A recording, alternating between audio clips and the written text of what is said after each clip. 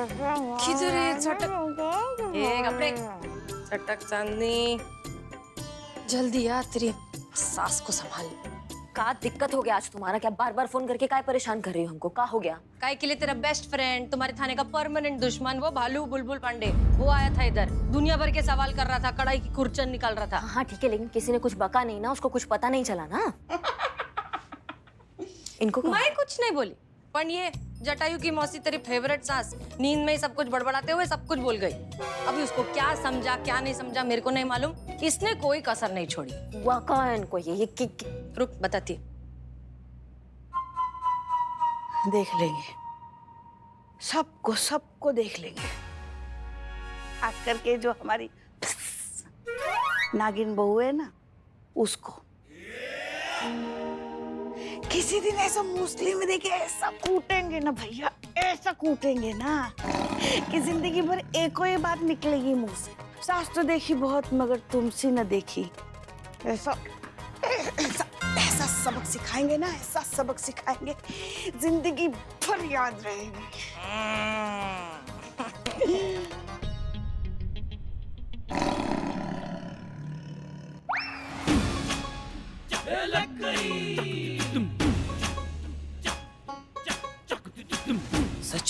सच में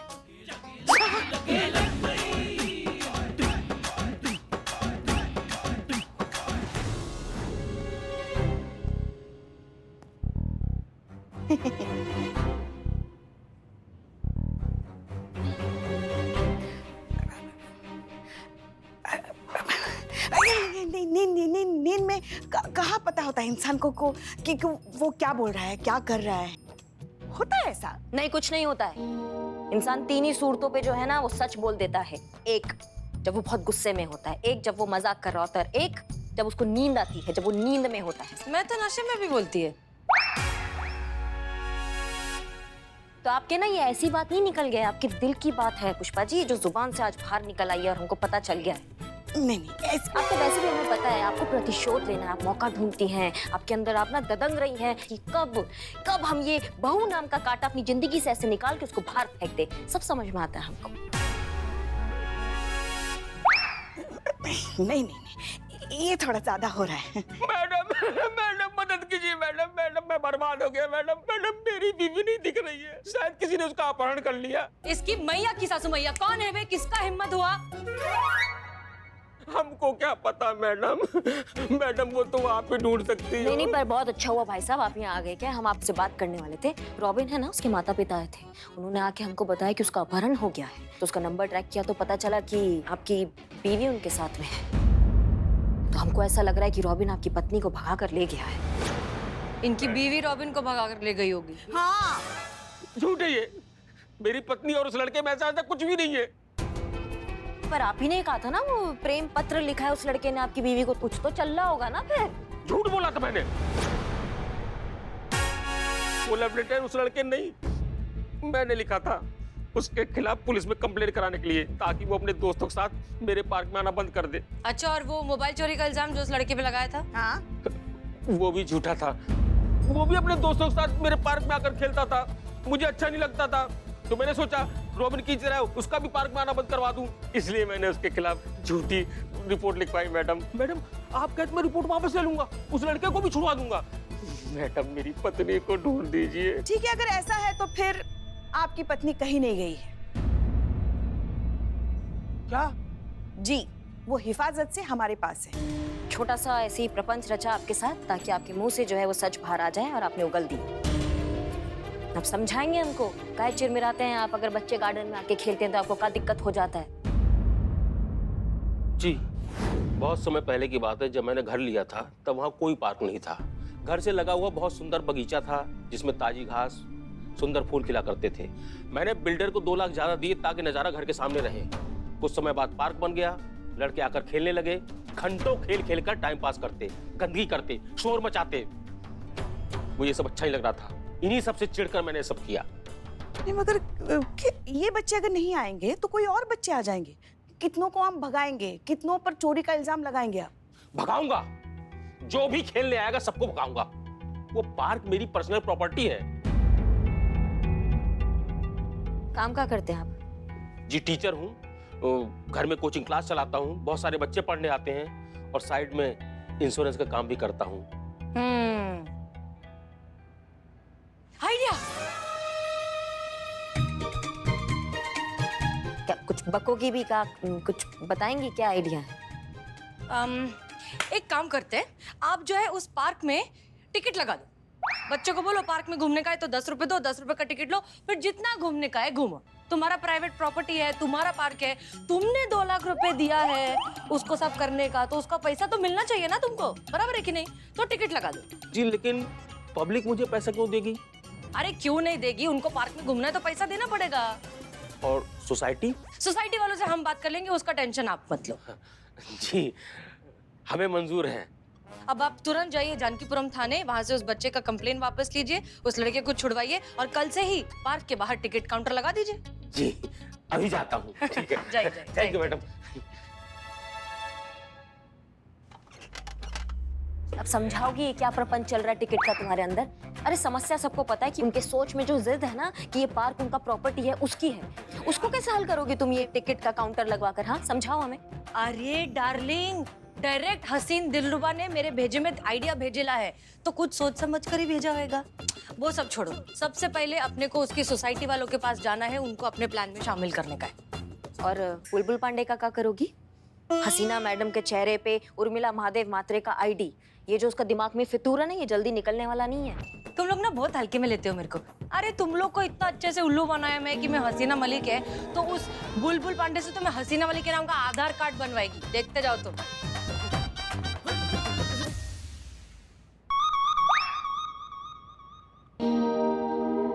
और आप भूलेंगे नहीं? कौन सी बात? वही जो नींद में निकल गई। यहाँ लगा हमको बहुत जोर से। लेंगे लेंगे, हिसाब चुकाएंगे उसका, प्रतीक्षा कीजिए बस उस दिन का। ये सरदर्द बिना वो दवाई की वजह से सर आप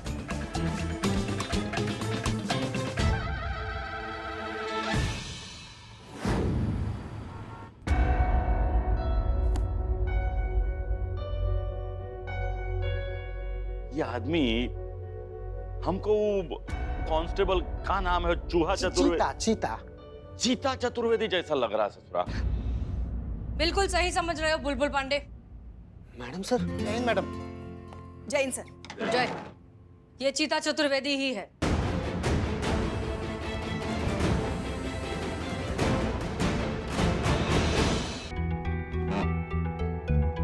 कहिए हसीना जी। पुष्पा जी, ये रहा अमित का स्टेटमेंट। अमित ऑफिशियली चीता चतुर्वेदी के खिलाफ अपनी कंप्लेंट वापस ले रहा है। उसका कहना है इट्स अ मिस्टेकन आइडेंटिटी। ये वो नहीं है जिसके खिलाफ वो कंप्लेंट लिखवाना चाहता था। तो अब कानूनन तुम इसे 1 मिनट भी रोक कर नहीं रख सकते। सही कहा मैडम। अमित जी तो पहले ही सारी कागजी कार्रवाई करके जा चुके थे। सर तो छोड़ने ही वाले थे। काहे सर? अरे हाँ बोल दीजिए, नहीं तो फुल बेइज्जती हो जाएगा अभी आपका। हाँ छोड़ने ही वाले थे। कहा कि हसीना जी केस तब तक केस रहता है जब तक उसमें कोनो संदिग्ध बात रहता है। हो सकता है जैसे कि आप कह रही है कि केस जो है मिस्टेकन आइडेंटिटी का है, लेकिन कहा कि हम इस केस का जो है उत्तराधिकारी है, तो हमारा हक है कि सवालों का जवाब जानने का कि काहे ही वहां पे भेष जो है गेटअप बदल के गया था है, और काहे उसके पास वो फर्जी आइडेंटिटी जिसपे फोटो जो है आपका है लेकिन नाम जो है वो उर्मिला महादेव मात्रे का है। पुलिस फोर्स ज्वाइन करने से पहले तो क्या करता था रे? आप क्या करते थे? अरे मैडम बहुत फेमस हलवाई थे, शादी ब्याह में पंतुआ तलते थे। तो उधर ही रहता, फोर्स का ज्वाइन किया। मतलब पुलिस वर्किंग के बारे में तो आप जानते होंगे ना बुलबुल पांडे। भेष बदलना, अलग गेटअप में तहकीकात करना, ये सब एक केस की तह तक पहुंचने के तरीके हैं जो आपको पता होना चाहिए। ठीक उसी तरह चीता चतुर्वेदी का गेटअप बदलना, हमारा नई आइडेंटिटी बनाना, मुंबईया तरीके से बात करना, ये सब एक केस के सिलसिले में ही है और इससे ज्यादा हम आपको बताना जरूरी नहीं समझते। तो आपका हो गया हो तो हम चलें? हाँ, जय हिंद मैडम। जय हिंद। जैन सर। जय हिंद सर। जय हिंद।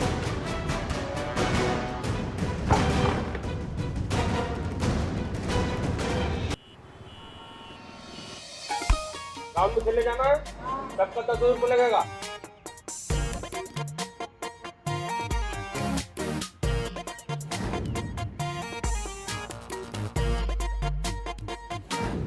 हेलो मैडम, उर्मिला के प्लान के मुताबिक अमित की सोसाइटी वालों ने अमित के यहाँ ट्यूशन पर आने वाले बच्चों से एंट्री फीस लेना स्टार्ट कर दिया है। ये क्यों बंद करके रखा है? कहाँ जा रहे हैं आप लोग? अमित सर के यहाँ ट्यूशन पढ़ने। अंदर जाने के लिए टैक्स लगेगा। किस बात का टैक्स? ये सड़क सोसाइटी की है और बच्चा 10 रुपए। डेली इतना पैसा तो नहीं दे सकते, कहीं और ट्यूशन लगाना पड़ेगा। Good morning teacher. Good morning, good morning. अरे बाकी बच्चियां कहाँ गई? पता नहीं सर। बच्चों आज की छुट्टी, कल सबके साथ पढ़ेंगे हैं?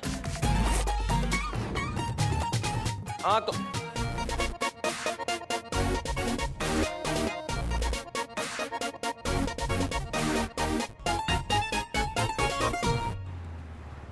कोई रिपोर्ट लिखो मेरी सोसाइटी वालों के खिलाफ। अरे बस चाचा बस, क्या हो गया? क्या हो गया भाई साहब, आप इतना काय बिलबिला रहे हैं? आप क्या हुआ? मेरी सोसाइटी मैडम, उन्होंने जीना मुश्किल कर दिया है। ट्यूशन पढ़ने आने वाले बच्चों से टोल टैक्स मांग रहे हैं। कह रहे हैं इस रास्ता सोसाइटी का है, पैसे देने पड़ेंगे अगर इस पर चलकर ट्यूशन पढ़ने जाओगे तो। अरे तो फिर आपको बोलना चाहिए ना कि ये तो आम रास्ता है, यहाँ कोई भी चल सकता है, सबके लिए है। इस पे चलने के लिए कौन सा टोल टैक्स? हाँ बोला तो कहते हैं कि सोसाइटी ने 2 लाख रुपए खर्च किए सड़क को बनवाने के लिए, तो कायदे से सड़क सोसाइटी की हुई। अगर कोई बाहर का व्यक्ति से यूज करना चाहता है तो उसको यूज करने के लिए पैसे देने पड़ेंगे। सार्वजनिक जगह में सबका हक होता है, सबका अधिकार होता है। कि सोसाइटी वाले कौन होते हैं किसी को सड़क यूज करने से रोकने वाले और उसके लिए पैसे लेने वाले? सर एक सेकेंड, आपकी सोसाइटी में जो पार्क है ना, वो भी पब्लिक पार्क है, तो आप कौन होते हो लोगों को वो पार्क में आने से रोकने वाले, उनसे पैसे लेने वाले? देखिए ऐसा है कि कुछ साल पहले जब आपको गार्डन का नजारा चाहिए था, उसके लिए आपने 2 लाख एक्स्ट्रा दिए थे, वो आपने बहुत गलत किया था। वैसे ही अगर सोसाइटी बोलती है कि वहाँ के मेंबर को उस सड़क पे चलने का अधिकार नहीं है, वो भी गलत है। सोसाइटी के मेंबर्स होते हैं, उन मेंबर को वहाँ पे चलने का बिल्कुल अधिकार है। वैसे ही आपका जो गार्डन है ना, वो सार्वजनिक है, वहाँ पे सबको आने का अधिकार है, आप किसी को मना नहीं कर सकते हैं। बच्चे आएंगे, बच्चे खेलेंगे, वॉक करेंगे, दौड़ेंगे, उनका अधिकार है वो, आप उनका अधिकार उनसे नहीं छीन सकते हैं। आप समझ रहे हैं मेरी बात को?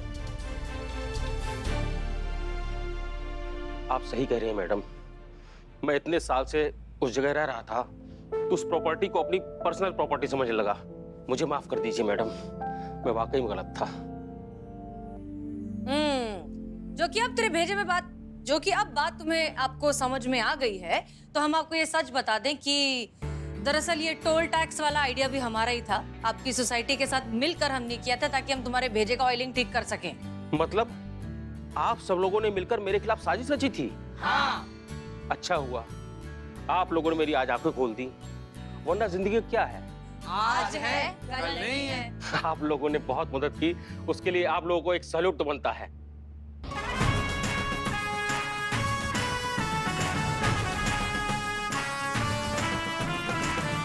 अब लेटर असल में लिखा किसने था? अमित कुमार। अब इस केस में हमारा साथ सिर्फ एक ही इंसान दे सकता है और उसका नाम है लकी पाची। यही वो लड़का हमारे घर में घुसकर मोबाइल चुरा लिया इसने। बुलबुल पांडे को आईडी मिला है इसका। ये उर्मिला पर हसीना मलिक के बीच कुछ न कुछ तो कनेक्शन है।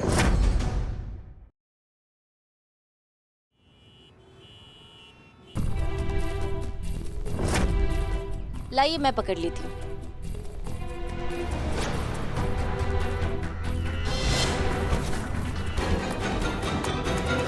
बचाओ बचाओ, अरे कोई तो बचा। अरे क्या बचाओ बचाओ, एक मिनट चुप बिल्कुल। अब तुम्हारे मुंह से एक शब्द नहीं निकलना चाहिए, समझे? और बांधिए ना, जल्दी बांधिए। कितना टाइम लेंगे आप लोग? ये तो बताओ कि मुझे पकड़ा क्यों है और तुम लोग कौन हो? मुझे कौन सी दवाई खिलाई है? मेरा पूरा सर ठंडा हो गया है। जरा ठंडा हो रहा है, एक गोली इनको भी दे दो। ए भग। ये दवाई तो नींद की दी थी, पर इनका सर क्यों ठंडा हो रहा है? अरे नींद की दवाई क्यों खिलाई है अम्मा मुझे? तुम चुप बैठो ना। तुम बात तो सही कह रही हो, दवाई नींद का खिलाया तो अभी तक ये तो उनको तो कोई असर ही नहीं हुआ, ये तो और जग गई है। तुम दवाई दो, दवाई दिखाओ। कौन मुझे? चुप चुप चुप। दवाई दो। सर दर्द की है।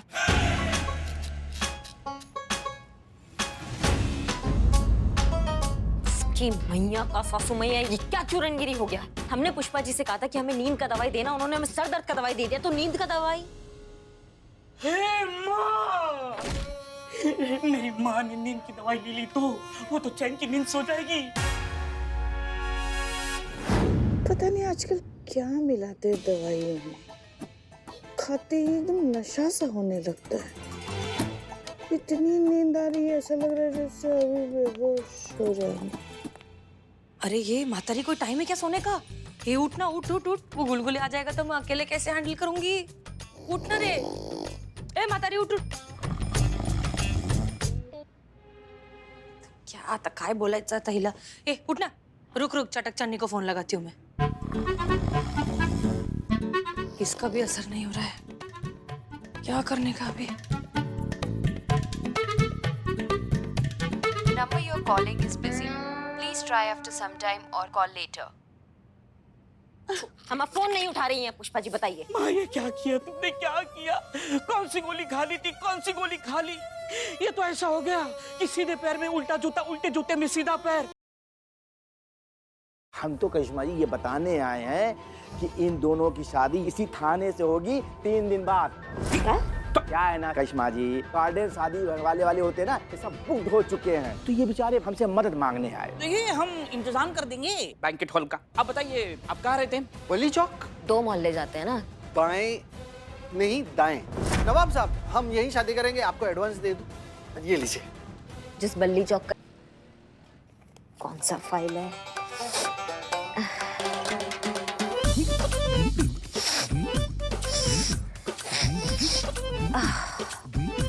भगवान,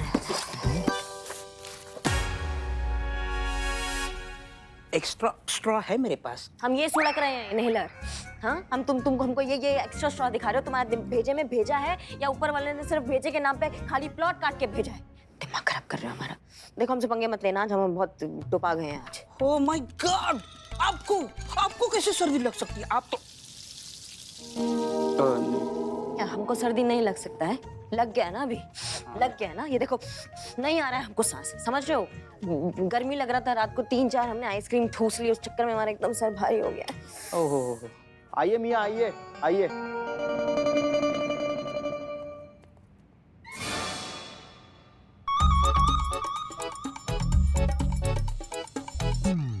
जी नवाब साहब, क्या दिक्कत हो गया? क्या ढूंढ रहे हो?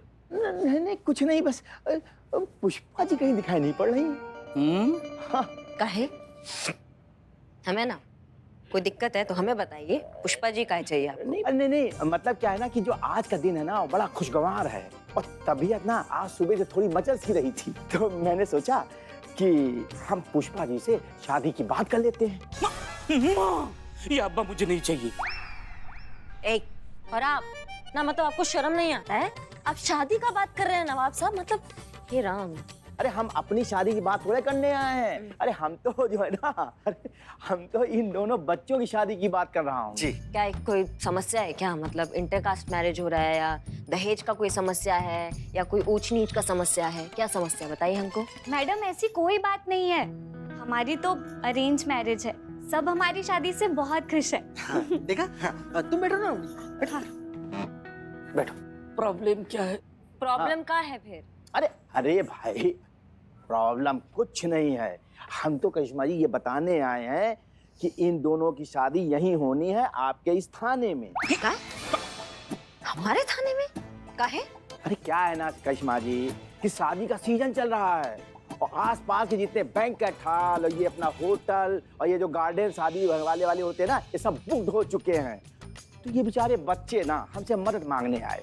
हमने कहा भाई फिक्र करने की कोई जरूरत नहीं है, अरे हमारे पास इतनी बड़ी हवेली है, तुम अपनी शादी वहीं कर लेना बस। ये बारात घर नहीं है, ये थाना है, यहाँ पे केस सॉल्व होते हैं, यहाँ पे शादियाँ नहीं कराई जाती नवाब साहब। ठीक है, नहीं हो सकता? नहीं, बिल्कुल नहीं हो सकता। ये तो कोई बात नहीं, आप 3 महीने का किराया निकालिए और ब्याज के साथ। अगर हम इंतजाम कर दे तो बैंकेट हॉल का? कर सकते हैं, हम कर सकते हैं। आप बताइए आप कहाँ रहते हैं, मतलब आपका एरिया क्या है?